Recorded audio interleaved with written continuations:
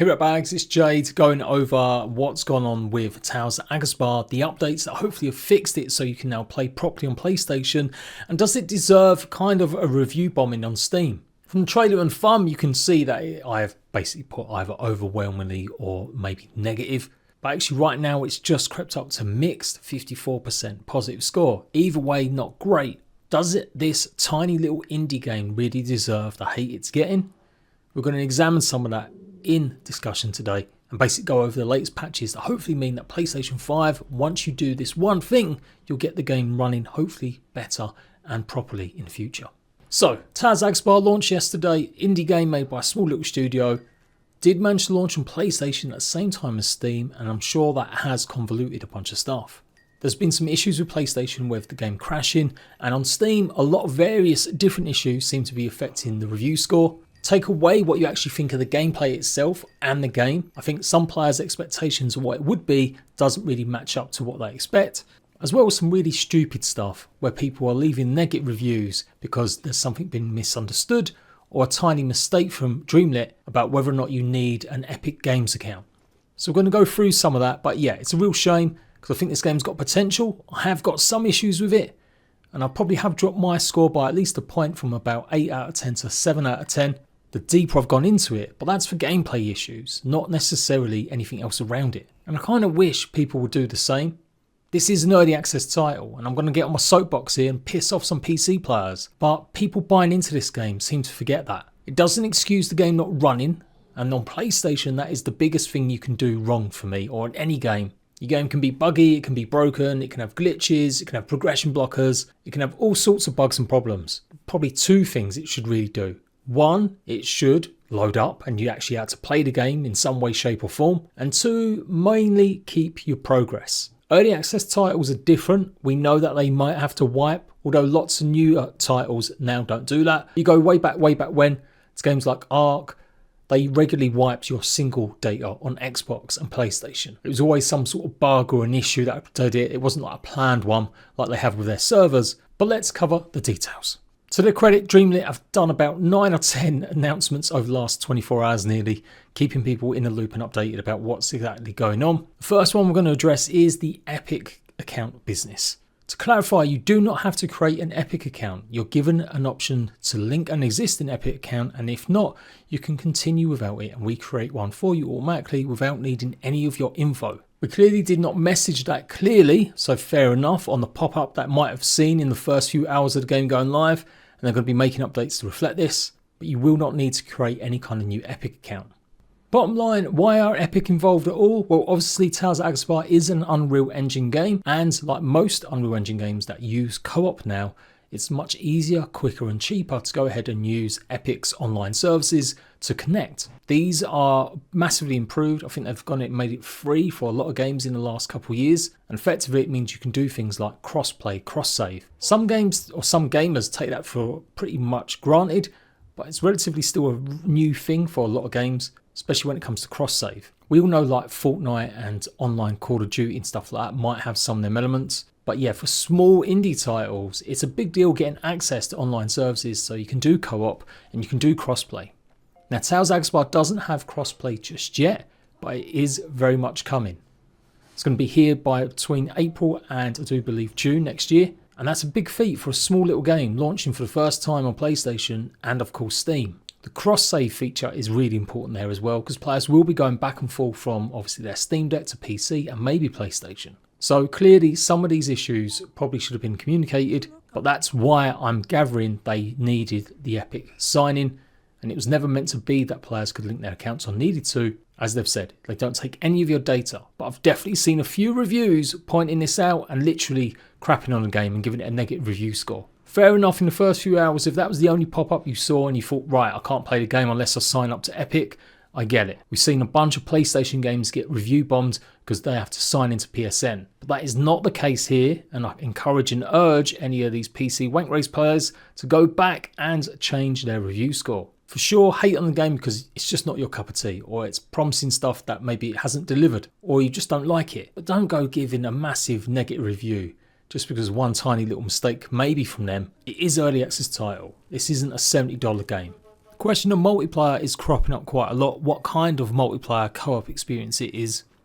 And I'm going to get into this a little bit as well and maybe ruffle some feathers. But effectively it is like Animal Crossing. You get a code, you share it with your friends, and then your friends can come join your world. They can go ahead if you want them to, there's a few controls, place any of the placeables down, interact with your conversion, basically crafting stations, and move stuff. If you don't want them to do that, you can do that, so you can't be griefed by just some random that got hold of your code. Some people on Steam and in my comments seem to be complaining they can't have their full progression tied together. But at the end of the day, what do you expect? If I've gone ahead, I've got 20 hours in the game, I'm about to take on maybe like a boss creature or a second region which is in the game, and you've only just started. Do you really expect to come join my world, get all that progress, and then just go back to yours with all that progress intact? Just because some games have done it similar like that, maybe like Enshrouded, although that still needed updates to work on stuff like that, doesn't mean every game's going to have it. I don't know what people's idea of co-op really is, but the idea normally is that people complain it's not worth my time joining my friend's world because I have to do all the work back on mine. And that is still the case with this. But you can go ahead and trade resources with other players. You can invite players to your world to help you catch up and gather resources and build for you as well if you want. It is kind of an open world game like that. That is what most open world survival games are like. You don't bring your progress with you. You can only bring your characters just like it is in Terraria. And in fact in Shrouded you can take your characters in between worlds. So yeah, I've seen it in my comments mainly as well. But I have gone through and saw a few Steam reviews of people complaining about that, and honestly it baffles me. I don't know what you people want. Sure, it'd be nice to have that cross progression and you just play with your friend all the time, but we've seen it with Enshrouded that people were upset that once some player did a part of the game, the other players maybe wouldn't get the same stuff, or they wouldn't be able to repeat certain things on that world. It isn't a dedicated server type of game. It's a co-op casual where you invite your friends, you go on adventures. You can still go and take on enemies. You can still go ahead and gather a ton of resources. You can still go ahead and build. That is what co-op is. Either way, they have said they're going to improve on this in the future.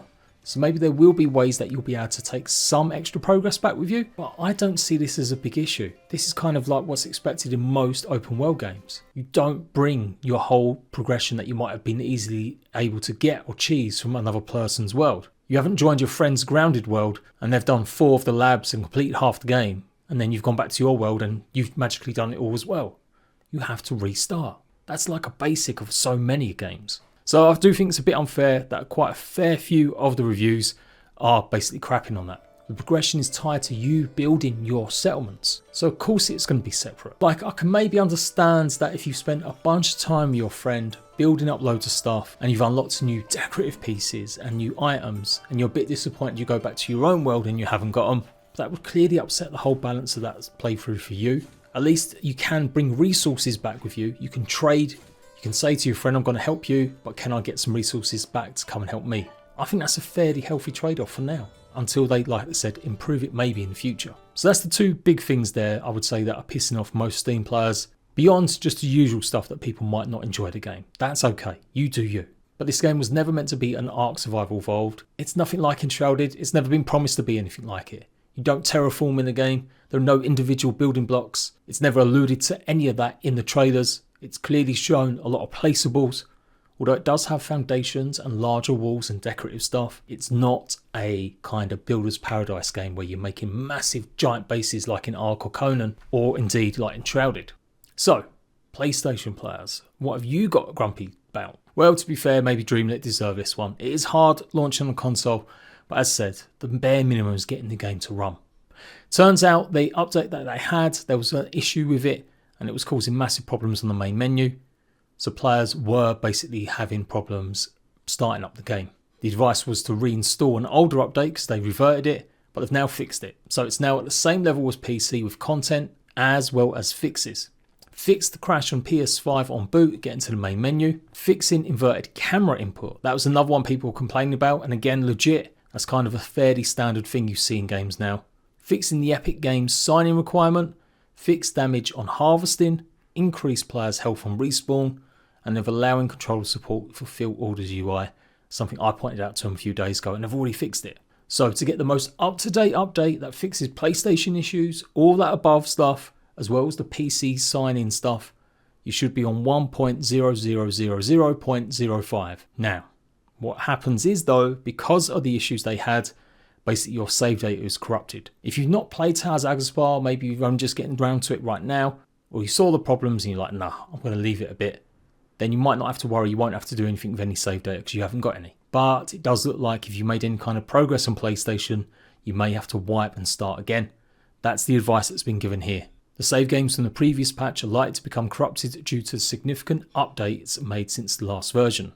We strongly advise clearing out your old save files before attempting to play the updated version to avoid potential issues. No, it's frustrating, but these updates are crucial to delivering the best possible experience. Thanks for your understanding. We appreciate your continued support. So technically, it is breaking the first two things I expect: the game to run and not to lose your progress.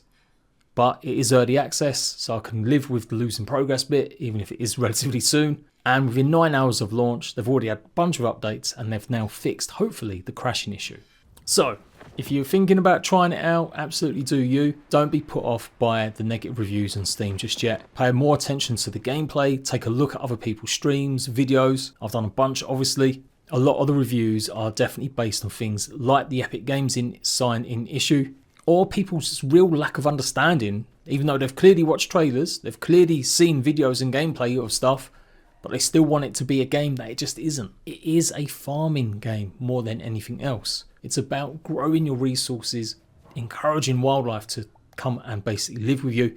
There's adventuring and stuff, you've got to go and kill certain creatures as well as some of the wildlife, and there's that balance in keeping everything level, and then you basically unlock progress by doing missions and quests for NPCs, and rebuilding ancient monuments and rebuilding your own settlements.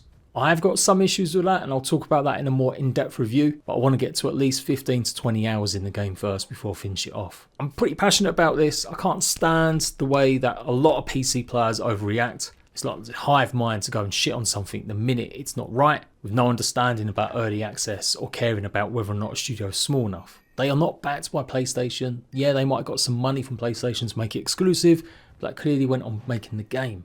My hats are off to them for trying to get the game to launch on a PlayStation as well as PC, because how many times have we seen it that it's only going to launch on PC for like the first 6 months, 9 months, a year or two. They've definitely had their own goals, like the Epic stuff and like the crashing, but they've relatively fixed it in a short time, and I don't see it as any different that you see from other AAA quality games that you come to expect. Problems with servers like obviously Destiny, and just a bunch of other games have had issues launching. This isn't a server-based game, to be fair, in that same way, but I am still going to go along with it and feel that maybe the criticism's just a bit overly harsh right now. I think this game's got bags of potential. They've got a clear roadmap about what they're following and doing. They may have to move some of this around and change, and it might not live up to the expectations that I expect in next year. But I think what I've seen is enjoyable enough for what it is. I'm intrigued to carry on building and grinding and getting my settlements built up. Some things have frustrated me, but by and large I've had a good time. It's been a really great experience. The gameplay, the graphics look great, the music's amazing and sounds good. It just needs some tweaking with the UI, a few things with the controls, and maybe just to bring down the bit of the grind. The game is about farming and building up your settlements. You should be having easy access to decoration pieces, because at the moment a lot of decoration pieces are quite expensive to make. That would be my first initial kind of constructive feedback. If it's a cozy city builder, give players more of that stuff to mess around and play around with early. So there we go. A bit of a defense of Tales of Aghasba. I'm passionate about the games I cover. Games I don't think deserve your time, I always let you know, but this isn't one of them times. They've reacted pretty quickly. I'm going to carry on playing loads of it and making loads of guides the next few days. And hopefully you guys, if you made a crappy review on Steam, you'll go and review it for any of the issues that I've resolved, hopefully with you today. And if you just don't like the game, you find it boring, you do you. Go back to jerking off over your 50 different T-Rexes on Ark, or the tedious grind and getting 200 cubes in Enshrouded. The choice is yours.